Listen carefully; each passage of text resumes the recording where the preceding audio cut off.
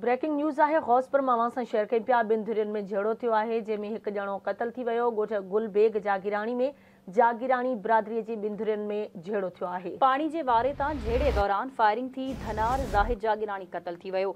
अहम ख़बर मां सां गौसपुर मां शेयर करे रहिया आहियूं। ॿिनि धुरियुनि में झेड़ो थियो आहे, हिकु ॼणो क़तल थी वियो। ॻोठ गुलबेग जागीराणी में जागीराणी बिरादरी जे ॿिनि धुरियुनि में झेड़ो थियो आहे। पाणी जे वारे तां झेड़े दौरान फायरिंग कई वई, धनार ज़ाहिद जागीराणी मारिजी वियो आहे।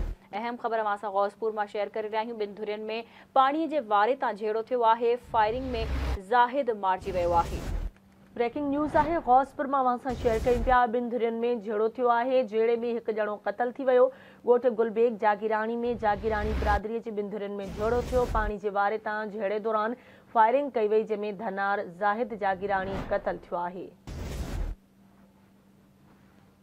ब्रेकिंग न्यूज़ गौसपुर मां सां शेयर करे रहिया आहियूं। ॿिनि धुरियुनि में झेड़ो थियो आहे, हिकु ॼणो क़तल थी वियो आहे।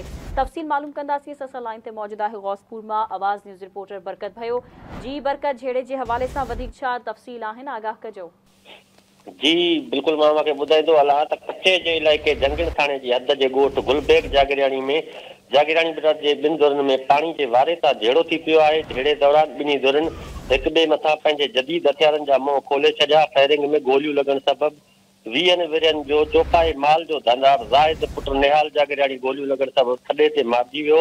अहिड़े वाक़े बाद ॿिन्ही धुरियुनि जे हथियारबंदनि मोर्चा संभाले वरिता आहिनि। ॿिन्ही धुरियुनि में हिन वक़्तु बि फायरिंग जी ॾे वठि हलंदड़ आहे। ॿिए पासे इतलाह बावजूदि हद जी पुलिस हिन वक़्तु ताईं वाक़े वारे हंधि न आहे पहुती ऐं फायरिंग में मारिजी वियल जो लाश वाक़े वारे हंधि पियल आहे। फायरिंग सबबि इलाइक़ो जंग जो मैदान बणियल आहे ऐं वधीक रतो छाण जो पिणु खचियो आहे। वाज़े रहे त झेड़ींदड़ धुरियूं पाण में वेझा अज़ीज़ ॿुधाया पिया वञनि। जी ठीकु आहे, महिरबानी बरकत अपडेट करण लाइ।